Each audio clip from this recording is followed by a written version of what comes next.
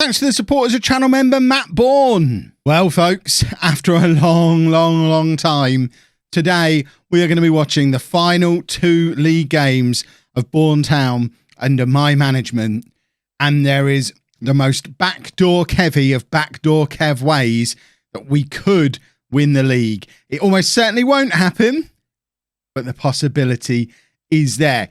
Don't think that once this match is done, though, the series is done or the channel is done until FM21. We've still got the Club World Cup to come. We've still got the actual World Cup to come with England. And then once all that is said and done in a week or two's time, we've got a new series starting. It is planned. There is work being done on the new series already. It is going to be awesome.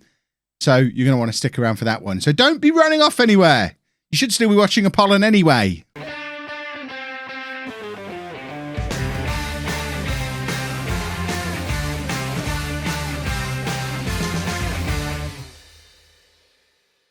Hello and welcome to part 166 of Bourne Again. I'm Kevin. Coming up on today's episode, we have the final two games of the season. We're away against Crystal Palace. We're at home against Everton. Since you were last with me, we dropped points against Manchester City, which was a long way from ideal, but then played a couple of friendlies to really get the old confidence back and beat Brighton, and then recorded the biggest league victory in the history of the football club. Bourne 8, Leeds 1. That game relegated Leeds. They didn't have a very nice time in that game, but Domenico had a very nice time scoring 4 goals. It means the league table looks like this with 2 games left to go. Liverpool have been dropping points.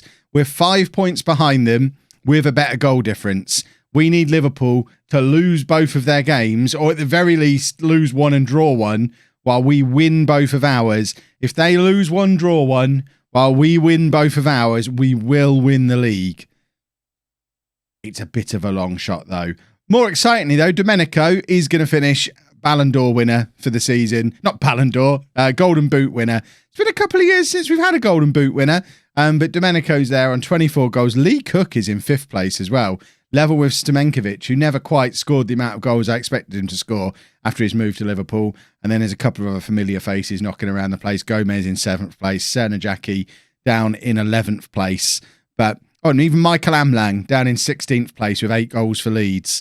But it's the Domenico show this season, and hopefully he can keep it going for a few more games, because if Liverpool do slip up and continue to slip up at the end of this season, because I think they play Everton today, so it's not like they've got an easy game. In fact, they play Everton tomorrow. They're playing Everton. Everton have got the opportunity to really ruin Liverpool here, because if they can beat them, and then on the last day of the season, just put their under sevens out and lose to us. There's the Crystal Palace still have to do a job. It's still very unlikely, but Everton very much in the position of potential spoilers, although they're going to have to do something superhuman to be able to do it from 13th position against a Liverpool team that is a very, very good team. But let's not worry about that. Let's worry about getting our result first. If we get our result, everything else hopefully takes care of itself. So we're going with Mendoza in goal, a back four of Giladucci, Da Silva, Diaz and Arango, Addo at the base of the midfield, Steinman and Labinkovic centre midfield, Cook, Cernajacki, Domenico, front 3. Let's get into the game. It's our final league away game of the series. And it's Crystal Palace. In fact, Crystal Palace and Everton are the 2 matches. We're both playing Crystal Palace and Everton in our final 2 games. What are the chances of that happening? Right. I expect nothing but a win to keep our good run of form going. I think that's a fair thing to say when we've just won 8-1 against rock bottom Leeds. Palace, 15th place. They are safe from relegation, but they're not that much better than Leeds, are they? In the points wise, they're only 10 points. Okay, they're like 15 points better than Leeds. But they're still closer to Leeds than they are to us points wise. So hopefully we can pick up. It doesn't need to be another 8-1, just another victory. A scrappy 1-0 will do. Cook, racing forward, skips past his man, has the shot. Probably should be playing that into the path of either Domenico or Cernajacki, who are both ahead of him, but he decides to have a shot on his weak foot. We've seen him score from there before, so you can't really blame him. But it wasn't a very good shot, and half an hour's gone and nothing's really happened just yet. So we're going to ask for 10 minutes of passion as we head towards the end of this first half, knowing that a goal is needed or our title push is over. It's a title push that an episode or two ago we were convinced was over. So the fact we're still in the mix on the last day is testament to us going on quite a good run while everyone else seems to be bottling it. But even so, I'm not going to be happy with a second place finish or a third place finish potentially, because Arsenal are ahead in their game in this final season. We'd like to win the league as a consolation for not winning the Champions League again, and then go and finish things off with the big one at the World Club Cup. But there is Mitar Sernajaki to put us 1-0 up on the 29-minute mark. And that, as it stands, puts us 2 points behind Liverpool. They obviously have their game in hand that he's going to be against Everton tomorrow. But that is a big, big goal from a big, big player. And it's 1-0 to Bourne. And we are allowing ourselves to dream at the moment. It's so spectacularly unlikely that our dreams will come true, but it's quite nice to still be able to have them. We can spend half this episode dreaming, and then I imagine Liverpool beat Everton tomorrow, and it's like, oh, okay, just go through the motions. It won't be going through the motions. It'll be our last ever game at Milking Nook. It will be emotional, but it probably won't end up with us winning the league. Sernajaki with the cross, looking for Domenico, couldn't get his shot away, falls to Labinkovic. Have we won a penalty? No, it's a free kick. I knew the whistle had gone, but it's a free kick to Palace, and they look to get things moving again. I mean, there's no reason for them to even try and win this game. They've got to safety, they've got to their 40 points. The league table looks lovely like that. Let's just pretend Liverpool doesn't exist. Don't get complacent out there. Hand over to assistant. Because it's always the way. Domenico's not turned up today at all, which I did say a scrappy 1-0 will be fine, so it's not a big deal if Domenico doesn't turn up today. He got 4 goals in the last game, but I would like a couple more just to ease the nerves a little bit, because the last thing we want is to concede a 93rd minute equaliser and have our title bid disappear that way.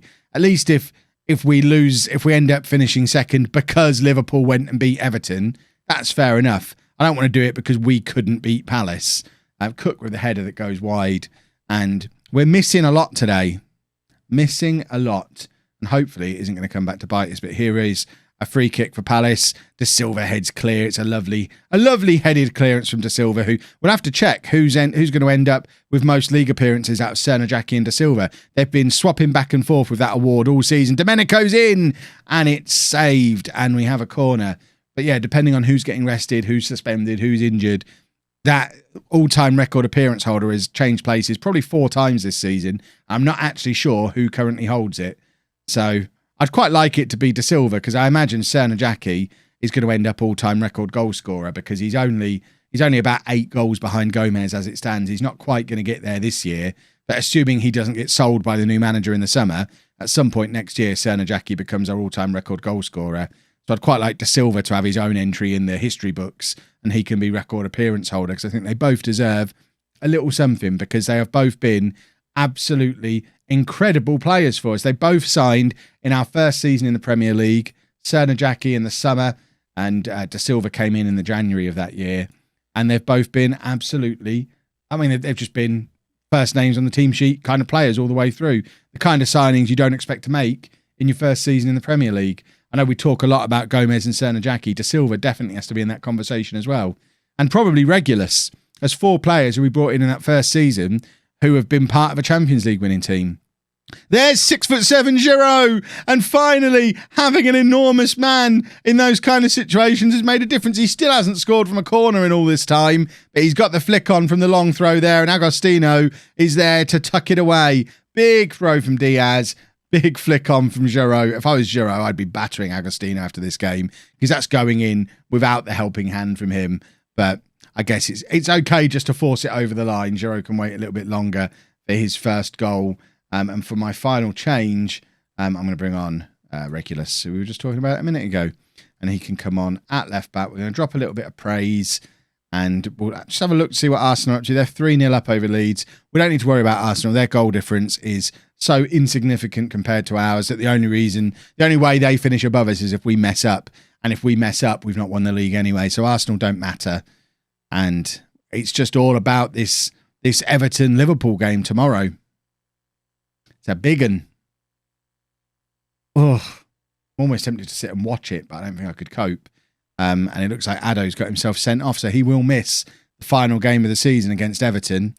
I mean, it's silly. It was unnecessary. We're not going to make a change. I don't think we need to make a change for the last 2 minutes of the game to cover for him. But it was a needless red card that hopefully won't cost us against Everton. But there is the win.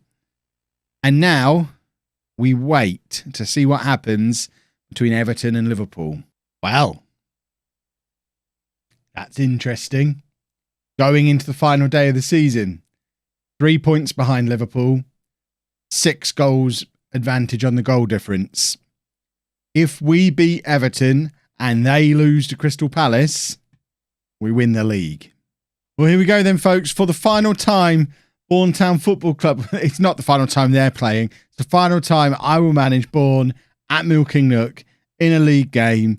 And we have the opportunity to do the most backdoor Kev thing we have ever done. Have we even been top at any point? Okay, we were top for quite a lot this season. Not that bad. We just had that ropey January. I remember now. Ropey old January. Let's hope we can do it for the final time. Mendoza in goal. Giladucci, Da Silva, Diaz and Arango at the back. Bonilla behind Steinman and Labinkovic in midfield. Cook, Domenico, Semi, Tarcel and Jackie up front. Look at the state of the average ratings over the last 5 games of our front 3. Absolutely ridiculous. But we are hoping for Crystal Palace to do us a favour against Liverpool as well. A win here is not enough on its own. Obviously, we need the win.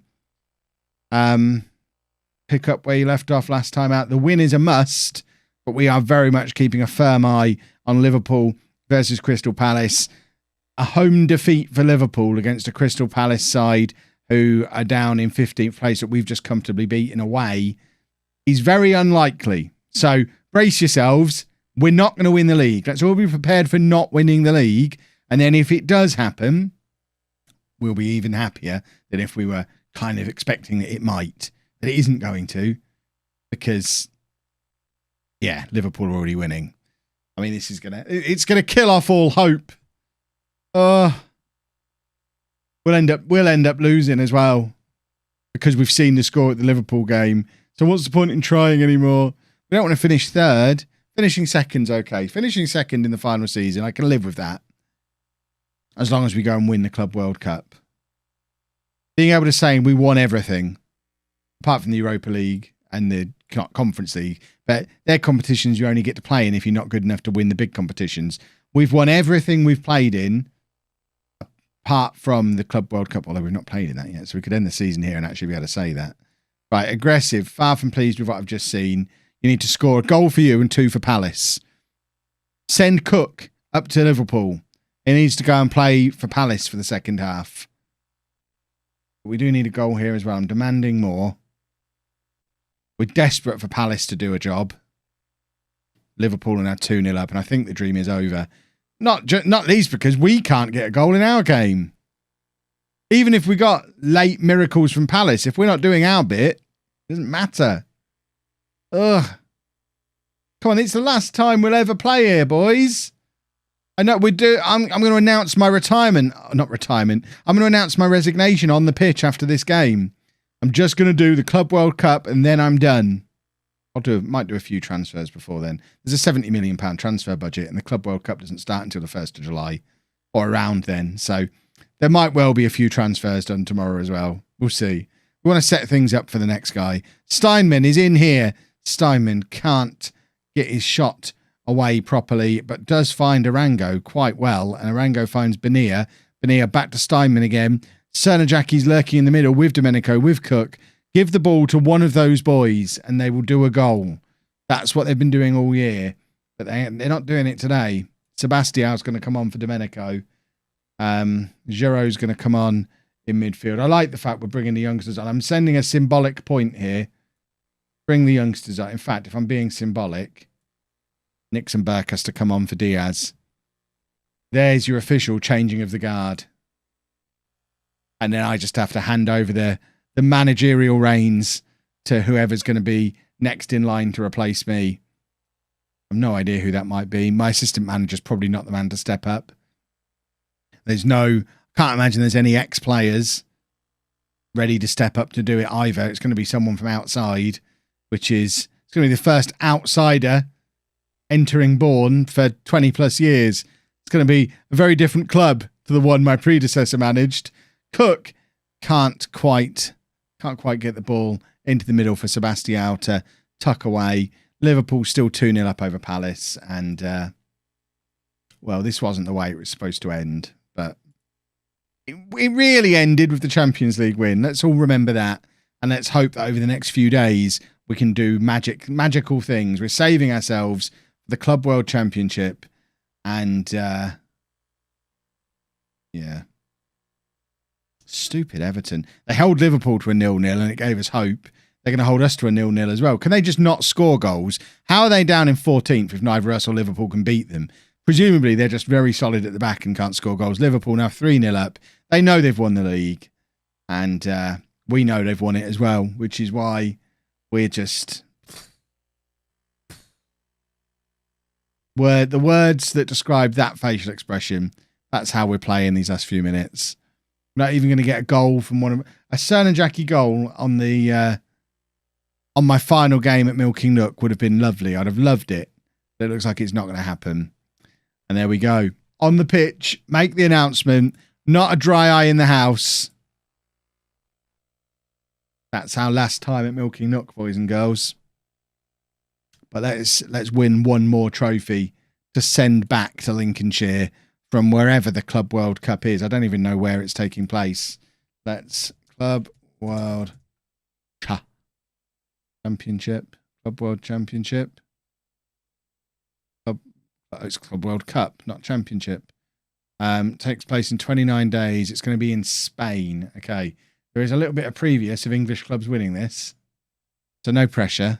Don't even know who else is in it. That'll all be stuff we find out tomorrow. If you've enjoyed that, please make sure you leave a nice big thumbs up on there for me. Subscribe to the channel for daily Football Manager videos. And thank you very much for watching.